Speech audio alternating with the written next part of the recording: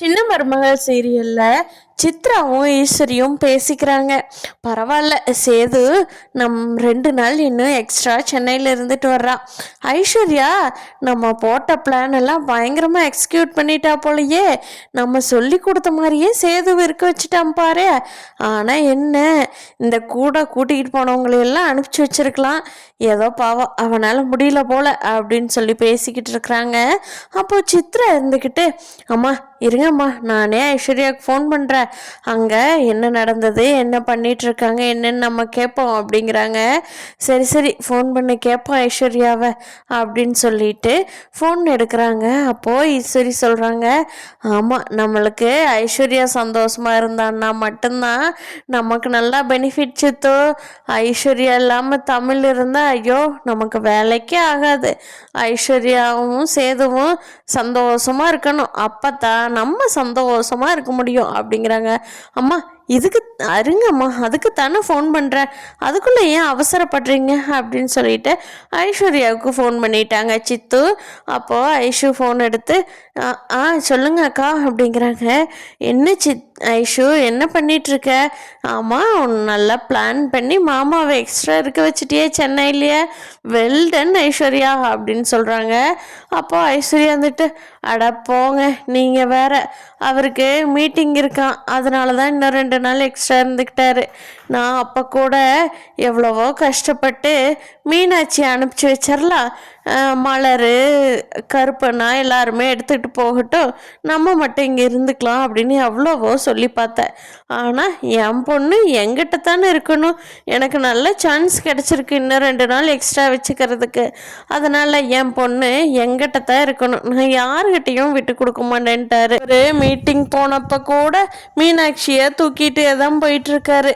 நான் மட்டும்தான் இங்கே தனியாக ரூமில் உட்காந்துட்ருக்குறேன். இப்போ கூட மலரக்கா, மீனாட்சி, சேது மாமா 3 பேரும் போயிருக்காங்க மீட்டிங்க்கு. ஷோ நீங்கள் வேறு இந்த நேரத்தில் கூப்பிட்டு நான் பிளான் பண்ணி நிறுத்திட்டேங்கிறீங்க, கடுப்பு ஏற்றாதீங்க அப்படின்னு சொல்லி ஐஸ்வர்யா சொல்லவும், இங்கே ஈஸ்வரி லவுட் ஸ்பீக்கரில் ஃபோனை வைக்க சொல்லிட்டு ஐஸ்வர்யாட்ட சொல்கிறாங்க. ஓ அப்படி ஐஸ்வர்யா, நீ சந்தோஷமாக இருக்கேன்னு நினச்சிக்கிட்டு தான் நானும் சித்துவும் கால் பண்ணணும். இவ்வளோ சிரமப்படுறீங்கிறது எனக்கு தெரியல. நீ மட்டும் சிரமப்படுற, அங்கே தமிழ் மட்டும் சந்தோஷமாக இருக்காளா? இரு ஐஷு, நாங்கள் அவளோட சந்தோஷத்தை கெடுக்கிறேன், நான் அதுக்கு என்ன பண்ணணுமோ பண்ணுறேன் அப்படிங்கிறாங்க. நீங்கள் என்னமோ பண்ணுங்க, ஆனால் இங்கே நான் ஹனிமூனுக்கு போகிறேன், இதுக்கு போகிறேன் அப்படின்லாம் சொல்லிட்டு குழந்தைய வளர்த்துறக்கு நான் ஆயா வேலையாக தான் எனக்கு தெரிஞ்சு சென்னை வந்திருக்கிறேன். எப்போ பாரு அந்த குழந்தைய பார்த்துட்டே இருக்காரு. நைட்டு குழந்தை எங்கள் 2 பேர்த்துக்கு நடுவில் படுத்து தூங்கிடுது. நான் என்ன தான் பண்ண முடியும்? பேசாமல் தூங்க, எந்திரிக்க, சாப்பிட அப்படியே ஓடிட்டுருக்கு. மாமாவன் கூப்பிட்டுறதுக்குள்ள அந்த குழந்தை அழுதுறது எந்திரிச்சு போயிடுறாரு அப்படின்னு சொல்லி ஐஸ்வர்யா ஃபீல் பண்ணதை பார்த்துட்டு ஈஸ்வரிக்கு பயங்கரமாக கோவம் வந்துடுது. இரு ஐஷு, நான் இங்கே பார்க்குறேன், நீ அங்கே பாரு, முடிஞ்ச வரைக்கும் சேது மாமா கூட நீ பக்குவமாகவே பேசிட்டுரு அப்படின்னு சொல்லி ஈஸ்வரி சொல்லி கொடுத்துட்ருக்காங்க. அப்போது சரி சரி பார்க்குறேன் அப்படின்னு சொல்லிட்டு ஐஷுவும் ஃபோனை வச்சிடுறாங்க. அப்புறம் இங்கே சித்து இருந்துக்கிட்டு, அம்மா என்னம்மா பிளான் பண்ண போகிற? என்ன நீ ஐஷுக்கிட்ட அப்படி இப்படின்னு சொல்லி பயங்கர பில்டப் போடுற, நீ இங்கே இருந்துக்கிட்டு என்னம்மா பண்ண முடியும் அப்படிங்கிறாங்க. இங்கே இருந்துக்கிட்டு நான் ஒன்றும் பண்ண முடியாது தாண்டி சேதுவை, ஆனால் தமிழ் இருக்கால்ல, அவளை ஏதாவது வச்சு செய்யணும். அவள் 2 குழந்தைங்களுமே இல்லாமல் கஷ்டப்படணும். ஐஸ்வர்யாவை இப்போ கடுப்பேற்றி பார்க்குறாங்களா? 2 குழந்தையுமே இப்போது தமிழ்கிட்ட இருக்கக்கூடாது.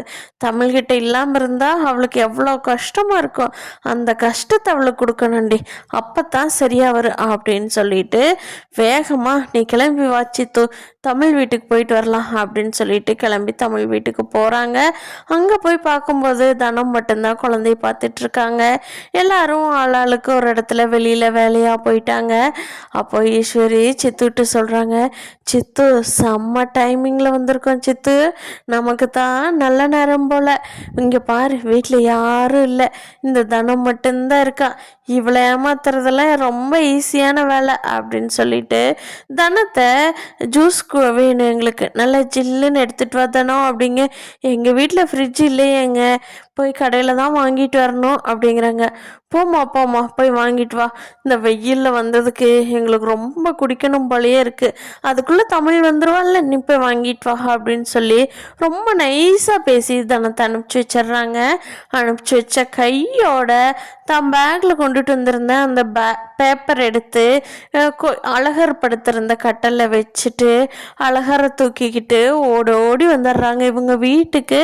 தனம் வந்து கடைக்கெல்லாம் போயிட்டு ஜூஸ் வாங்கிட்டு வர்ற டைமிங்லேயே தமிழும் வந்துடுறாங்க. தமிழ் கேட்குறாங்க, என்ன தனம் இந்த டைமில் போய் ஜூஸ் வாங்கிட்டு வர்ற, நானே அழகரை பார்த்துக்கோன்னு சொன்னேன்ல, என்கிட்ட ஃபோன் பண்ணியிருந்தேன் நான் வாங்கிட்டு வந்திருக்க மாட்டேனே, அழகர் எதுக்கு தனியாக விட்டுட்டு போனேன் அப்படின்னு கேட்கவும், அக்கா தனியாக விட்டுட்டு போகலக்கா, ஈஸ்வரியும் சித்ராக்காவும் வந்திருந்தாங்க, அதனால தான் அவங்க கொட்டை விட்டுட்டு அவங்க குடிக்கிறதுக்கு தாங்க ஜூஸ். ஆமாம் காரை காணும், காரில் தான் வந்தாங்களே, அவங்க காரை நிறுத்திட்டு வந்து தான் அழகர் கூட விளையாண்டுட்டு இருந்தாங்க, அப்போ தான் ஜூஸ் வேணும்னு கேட்டாங்களே.